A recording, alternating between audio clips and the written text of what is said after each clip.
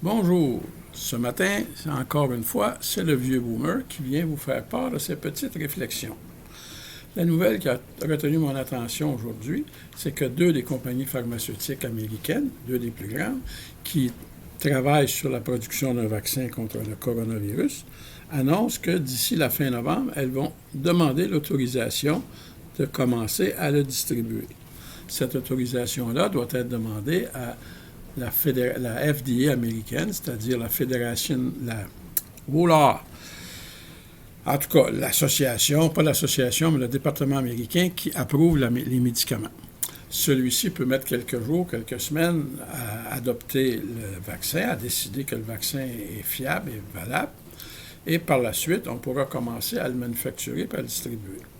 Alors, pour certains d'entre vous qui croyaient que c'est fini la pandémie, le vaccin s'en vient, allez, bravo, hurrah, hurrah. Non, c'est pas si simple que ça.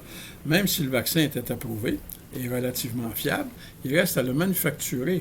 Alors, imaginez-vous, juste les États-Unis, c'est 350 millions ou à peu près d'habitants. Le Canada, c'est plus de 30 millions. Et la planète, c'est presque 7 milliards. Donc, avant que le vaccin soit disponible pour tout le monde, il y a des semaines, des mois.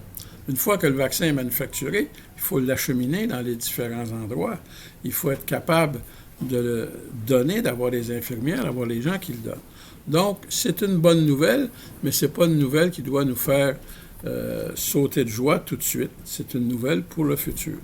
Donc, quand vous lisez les nouvelles, faites attention de bien regarder la nouvelle en détail pour voir si elle dit exactement ce que vous pensez qu'elle dit. Dans ce cas-ci, elle nous dit qu'il y a de l'espoir, mais que c'est pas fini. Il faut continuer à se battre contre la COVID. Bonne journée, c'était le vieux boomer. Bye!